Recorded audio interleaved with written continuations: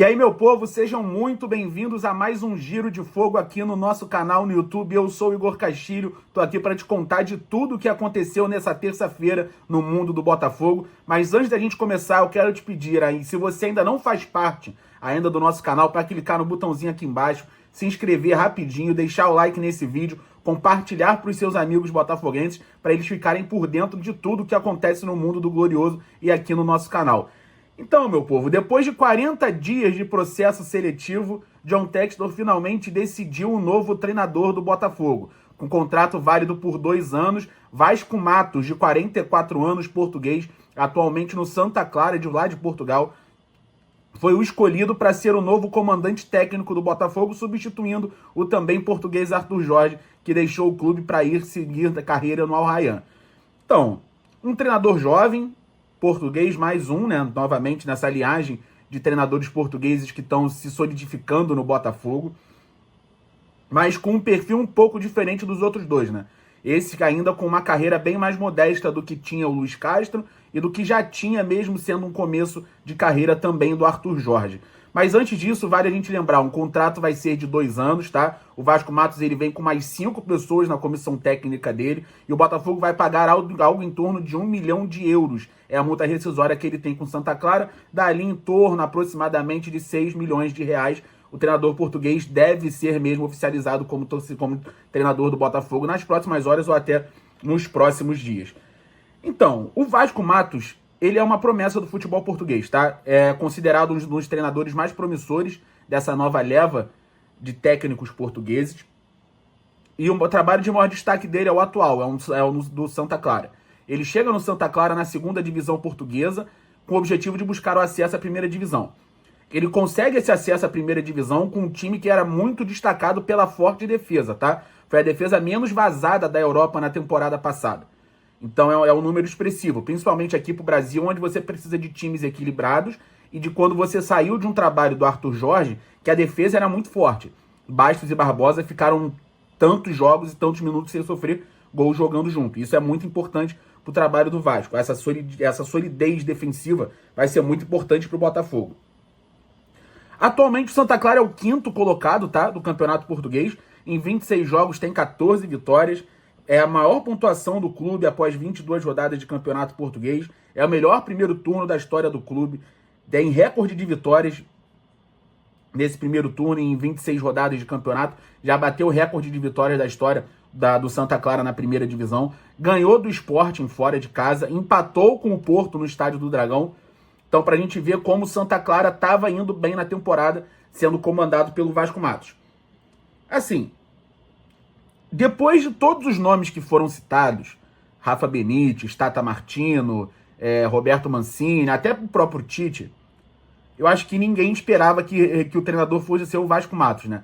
Porque o Vasco Matos foi um dos primeiros citados lá no início da temporada, um dos primeiros que o Textor consultou mesmo, entrevistou, foi ele e ficou nesse ato de não se falar mais no nome do Vasco Matos, né?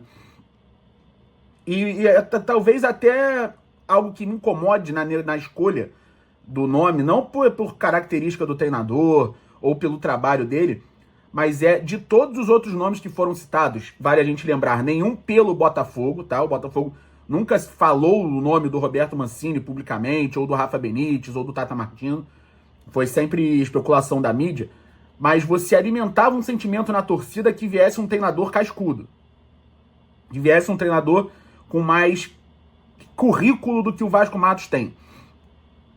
Eu acho que isso pode aumentar um pouco mais a pressão que ele vai ter nesse começo de trabalho do Botafogo. Vale a gente dizer que um pouquinho diferente do que veio o Luiz Castro e o Arthur, eu não vou falar do Bruno Lage porque não deu certo, mas o Luiz Castro, ele já tinha um currículo maior no futebol, já tinha experiência, inclusive, com Champions League, treinando o Shakhtar, e o Arthur Jorge também com o Braga, né? E o Vasco Matos, ele vem com um pouquinho menos de bagagem, entre aspas, um pouquinho menos de currículo para apresentar no Botafogo como uma figura grande de treinador de futebol. Mas, se o Textor e o pessoal da diretoria acham e confiam que pode fazer um bom trabalho, eu também acho que dá para ser o técnico do Botafogo, tenho total confiança no que essa diretoria escolhe para a sequência da temporada do time, e o mais importante era que necessitava de um treinador, né? Então acho que preenche essa lacuna que já estava passando do tempo. Você perdeu o Arthur Jorge no dia 3 de janeiro oficialmente, mas já sabia que ele sairia com uma semana antes disso, a gente já estava, né, sabendo que ele não ficaria no Botafogo. Acho que demorou um pouquinho mais do que deveria, mas o mercado também não estava tão bom. Acho que dos nomes todos que foram falados até aqui nesse vídeo, o meu preferido era o Roberto Mancini, por questão de bagagem mesmo, de currículo. Mas, como eu disse, total confiança na diretoria do Botafogo, que escolheu o Vasco Matos, e desejo boa sorte, que faça um trabalho muito competente aqui no Botafogo.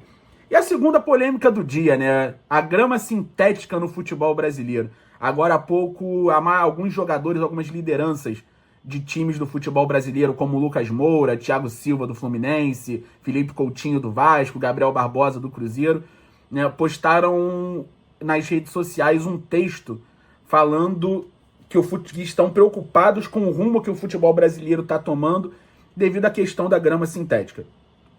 Assim, eu como torcedor do Botafogo, mas primeiro como jornalista e com opinião formada sobre futebol, eu acho a grama sintética errada, tá? E por que eu acho a grama sintética errada? Porque você realmente, na minha visão, muda o jogo, você realmente dá uma condição para uma equipe ter superioridade sobre a outra por ter mais costume com o gramado. Coisa que não acontece com a grama natural. Agora, o que me incomoda nessa discussão é a gente não ter uma discussão séria e sim algo clubista. Assim, algo... o meu time só perde pro seu porque o seu tem a grama sintética. E a maioria dos casos isso não é a verdade. Porque assim, quando você tem uma discussão dessa, as pessoas começam falando os argumentos de quem é contra a grama sintética. Em nenhuma grande liga do mundo se tem gramado sintético. Eu concordo e acho que deveria ser assim no Brasil. A minha questão é, eu não vejo o nosso futebol preparado para ter uma padronização de investimentos em gramado. Porque se a gente parar para pensar, o maior estádio do futebol mundial é o Maracanã. Então, logicamente, é o maior estádio brasileiro. E o Maracanã já vem sofrendo com gramado há uns 3 a 4 anos. Na semana passada, o Felipe Luiz, treinador do Flamengo, criticou o gramado do Maracanã. Se a gente parar para pegar os estádios grandes, como o Castelão, onde o Fortaleza e o Ceará jogam, o gramado não é bom. A Arena do Grêmio, o gramado deixa a desejar, mas infelizmente também teve a questão daquelas enchentes, então a gente não poderia cobrar de ter um gramado bom na Arena do Grêmio agora, porque teve um percalço, né? Teve um dificultador, teve uma tragédia ali, mas historicamente o gramado não era um dos melhores gramados do Brasil, como não era o do Castelão, como não é o do próprio Maracanã. Então essa é a minha questão para essa discussão. Se a partir do momento os 20 clubes da Série A sentam e conversam, olha só, a gente vai fazer uma padronização, todos os estádios têm que seguir essa ordem, ou então vai ter uma fiscalização competente da CBF que não vai autorizar o clube a jogar nesse estádio, e o clube vai ser punido. Porque enquanto você não tiver essa padronização, você abre a exceção para os clubes optarem por ter a grama sintética. E aí por diversos fatores, por querer ter show no seu estádio, por achar o custo de manutenção menor, por achar mais fácil, né? Por achar mais fácil de ter a grama sintética do que manter um bom gramado natural. E eu acho isso um absurdo, porque todos os 20 clubes da Série A têm condição de ter um gramado bom.